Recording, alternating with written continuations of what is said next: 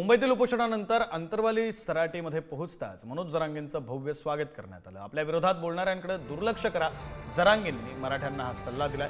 आरक्षणाच्या लढ्यामध्ये मराठ्यांना शेवटी विजय मिळालाच असंही जरांगे म्हणालेत। मराठे एक झाले आणि आरक्षण मिळवून दाखवलं असं मनोज जरांगे पाटलांनी म्हटलं। मराठ्यांनी लावून धरलं म्हणून शेवटपर्यंत टिकलो। आरक्षणाचे श्रेय गरीब मराठ्यांचं दुसऱ्या कुणाचंही नाही असं म्हणत मनोज जरांगे पाटलांनी मराठा समाजाला या लढ्याचं श्रेय दिलं। मराठ्यांनी 96% लढाई जिंकले, 4% काहीच नाही असेही जरांगे म्हणाले। तर सरकारकडून GR निघाला आणि मराठे आरक्षणात गेले असं जरांगेंनी म्हटलं। 17 सप्टेंबरपर्यंत हैदराबाद गॅझेटनुसार कुणबी प्रमाणपत्र द्या, मनोज जरांगेंनी सरकारला अल्टिमेटम दिलाय। अन्यथा दसरा मेळाव्यात मोठा निर्णय घेणार असाही इशारा जरांगेंनी दिलाय। येवल्याचं ऐकून जर GR मध्ये कोणताही बदल करू नका असंही जरांगे म्हणाले। नाव न घेता जरांगेंनी भुजबळांना टोला लगावला। मंत्रिमंडळाच्या उपसमितीच्या सगळ्या मंत्री महोदयांना, विखे साहेबासहित सगळ्यांना आज माझी एक विनंती आहे। तुम्ही व्यासपीठावर पण सांगितलं आणि मीडियाच्या बांधवाच्या माध्यमातून सुद्धा नंतर वेळोवेळी तुमच्या सरकारनं मंत्री महोदयांनी सांगितलं की हैदराबाद गॅझेटियर आता आम्ही लागू केलाय। माझं तुम्हाला स्पष्ट मनानं सांगणं आहे, तुम्हाला काय करायचं आहे काय नाही करायचं ते तुम्ही तुमचं बघा। 17 सप्टेंबरला मराठवाडा मुक्तीसंग्राम दिन आहे। त्याच्या आत हैदराबादच्या गॅझेटियरच्या नोंदीनुसार मराठवाड्यातल्या मराठ्यांना कुणबी प्रमाणपत्र देण्याची कारवाई सुरू झाली पाहिजे।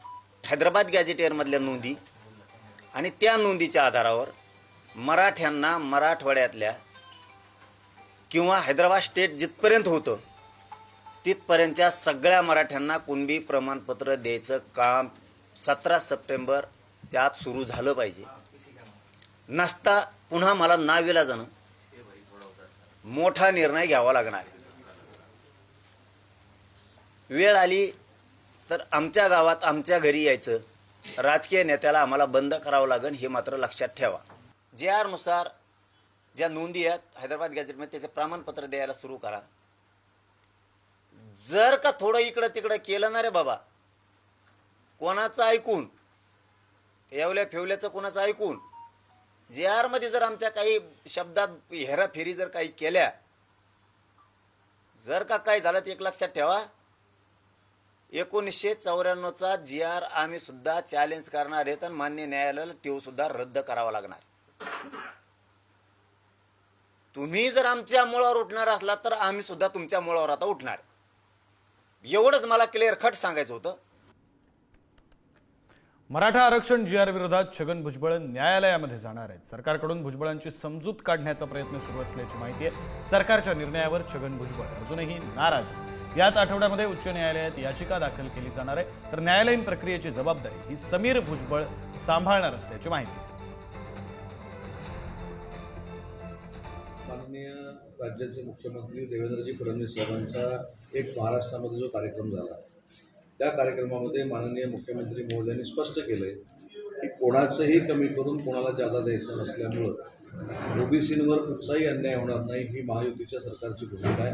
आणि म्हणून ओबीसींवर अन्याय होतोय का, त्यांना न्याय मिळवून देण्यासाठी तशी मराठा आरक्षणाची एक उपसमिती आहे, तशीच ओबीसीची उपसमिती देखील केलेली आहे आणि त्याचे अध्यक्ष चंद्रशेखर बावनकुळे साहेब आहेत।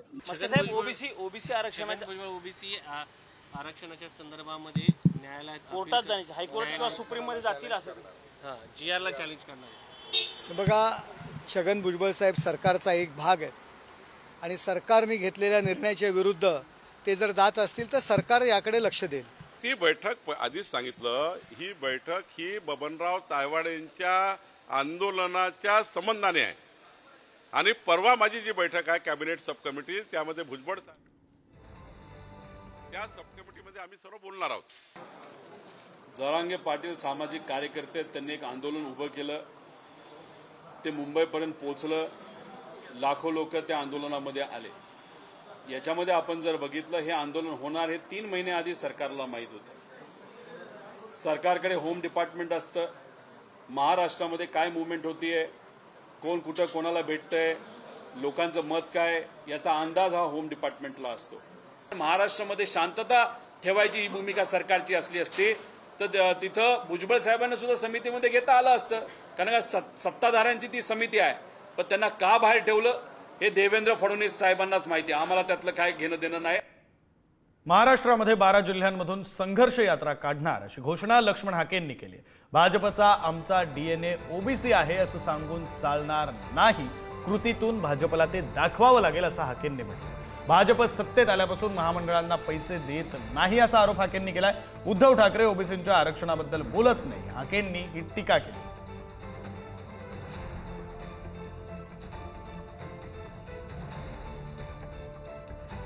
बघा, भाजपनं DNA ओबीसी असून सांगून चालणार नाही, त्यांनी कृतीतून दाखवून दिला पाहिजे. एकतर तुम्ही सत्तेवर आल्यापासून तुम्ही आमच्या महामंडळांना पैसे देत नाही, महाज्योतीला पैसे देत नाही, आरक्षण गेलेलं आहे. आणि एवढं सगळं असताना तुम्ही निवडणुकीच्या अगोदर 20 महामंडळं ओबीसीना जाहीर केली होती, त्यातला एकही अध्यक्ष यांना मिळाला नाही. आणि कसला DNA ओबीसी? आम्ही मतदान करताना विचार करून करू, पद्धतशीर. उद्धवजी ठाकरे साहेब, तुम्ही ओबीसीच्या आरक्षणाबद्दल बोलत नाही आहात. पृथ्वीराज बाबा चव्हाण, राहुल गांधी तिकडे ओबीसींची भूमिका घेत असताना महाराष्ट्रातले काँग्रेसचे नेते मात्र कुठल्या बिळात लपून बसलेत.